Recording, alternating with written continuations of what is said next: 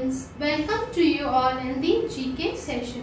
So, in the previous session, we have studied the chapter that is 20th century invention, and today we will study these two chapters, that is deadly disaster, which is on page number 78, and the another chapter is knowing Eastern India, that is on page number 88. So students, these two chapters are in your pen paper test. Now let's get started. Deadly disasters, that is on page number 78. Here it's a quiz, so related to natural disasters, so we have to answer this. First one is dry slab is the most dangerous form of an. एक dry slab वो एक most dangerous form होगा किस चीज़ का? Avalanche का. Next is dash is a tropical cyclone that occurs specially in western Atlantic. ये एक tropical cyclone है जो नॉर्मली वेस्टर्न अटलांटिक में अकर होता है. So answer is hurricane. Third is hypocentre is associated with an dash. Hypocentre is associated with. Hypocentre क्या होता है? ये किस चीज़ से, किस नेचुरल डिज़ास्टर से वो हुआ है, अकर हुआ है? So it's earthquake. अर्थक्वेक जहाँ से भी आता है उस प्लेस को हाइपोसेंटर कहते हैं. Next is the strongest earthquake in terms of magnitude after the 1900s on record occurred in. So जो स्ट्रॉन्गेस्ट अर्थक्वेक आया 1900 के बाद, so that came in Chile. Fifth is a dash can produce the fastest wind on earth. So tornado जो है वो fastest wind, tornado एक fastest wind अकर कर सकता है, प्रोड्यूस कर सकता है अर्थ पे, जो जिससे बहुत ज़्यादा डिज़ास्टर हो सकता है, which is very much disastrous. Next is the centre of a hurricane is called the dash. Hurricane के सेंटर को हम लोग क्या कहते हैं? Hurricane centre is known as eye. Next is dash hurricane scale ranges from category 1 to 5. It uses the hurricane's speed to gauge size, damage and flooding expected in an area. So यहाँ पे हमें ह्यूरिकेन का नाम देना है. So Saffir Simpson hurricane. It's a hurricane which scales ranges from category 1 to 5, जिसकी range जो है कैटेगरी, मतलब कैटेगरी में डिवाइडेड है, 1 to 5 की रेंज में होती है.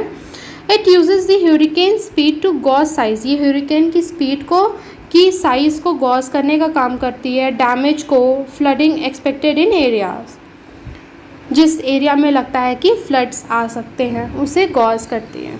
Next is dash river is known to cause widespread human suffering as a result of floods and is commonly known as sorrow of Bihar. So answer is Koshi. Koshi is a river which is known to cause widespread human suffering. Kosi river ऐसी है, अगर थोड़ी बहुत भी raining हुई थोड़ी ज़्यादा, so it can cause a great flood. वो बहुत ज़्यादा बाढ़ आ जाती है, जो कि बिहार में है कोशी नदी.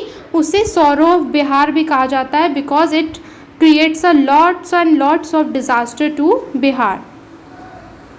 Next, in 2015, the dash in South India were a result of heavy rainfall due to the northeast monsoons, with Cuddalore and Chennai being particularly hard hit.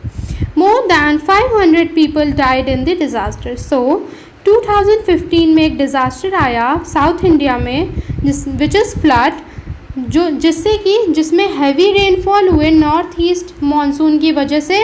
बहुत ज़्यादा भारी बारिश हुई चेन्नई और क्यूडलोर में, जिससे क्या हुआ कि बहुत ज़्यादा नुकसान हो गया उस प्लेस को, जिसमें अप्रॉक्स 500 मतलब 500 से ज़्यादा लोगों की डेथ हो गई थी उस डिज़ास्टर में.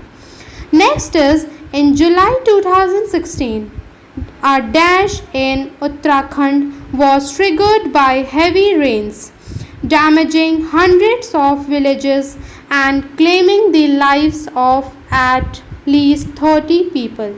So 2016 in July, cloud burst हुआ, मीन्स बादल फटा. क्लाउड बर्स्ट मीन्स बादल फटा उत्तराखंड में, जिसमें बहुत ज़्यादा भारी बारिश हुई और लगभग 100 से ज़्यादा गांव खराब हो गए, बिखर गए. And claiming the lives of at least 30 peoples, और उसमें 30 से ज़्यादा लोगों की डेथ हो गई. So the next chapter which we will study is knowing eastern India. So here some of the images are given and we have to choose the correct option from the help box.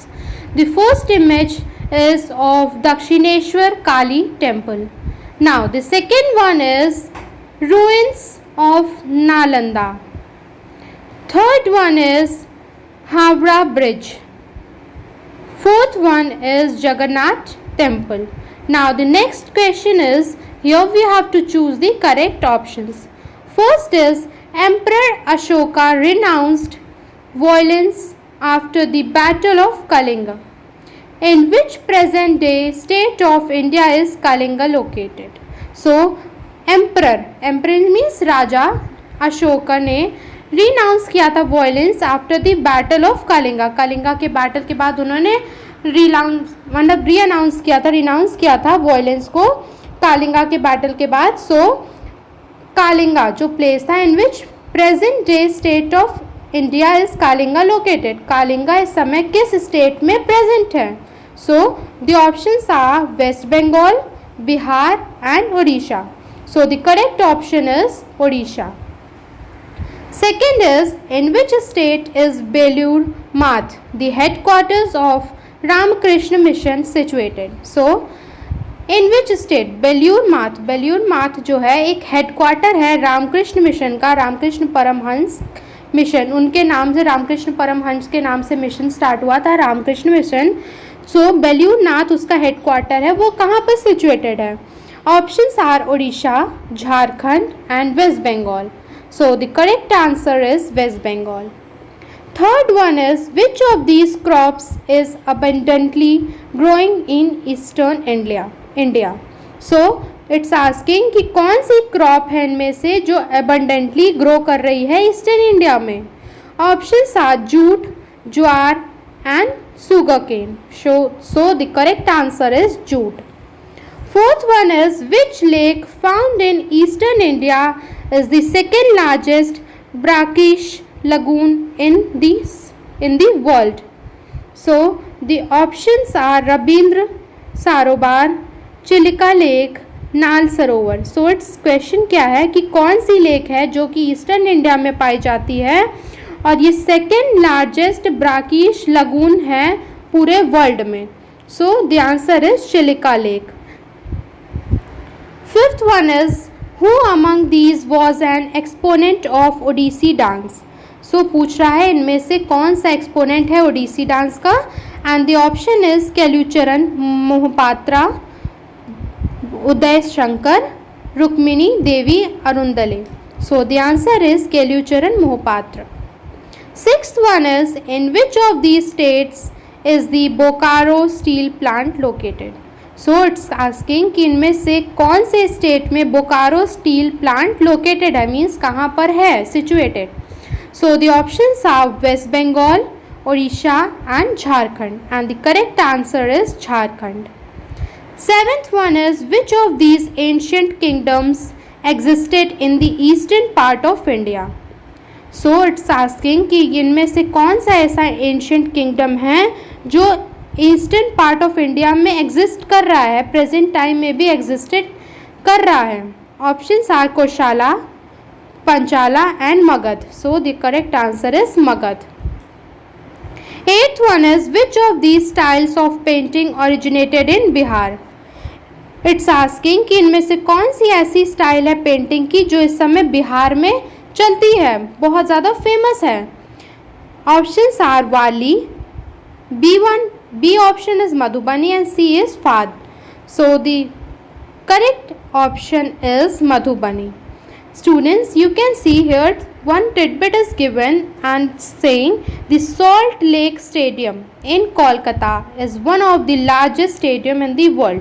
So Salt Lake Stadium जो है कहाँ पे situated? It's situated in Kolkata, which is the one of the largest stadium in the world. जो world का सबसे बड़ा largest stadium है. कौन सा stadium है? Salt Lake Stadium that is situated in Kolkata. Students, now these two chapters are over. We will study the other chapters in the next session. Till that, thank you.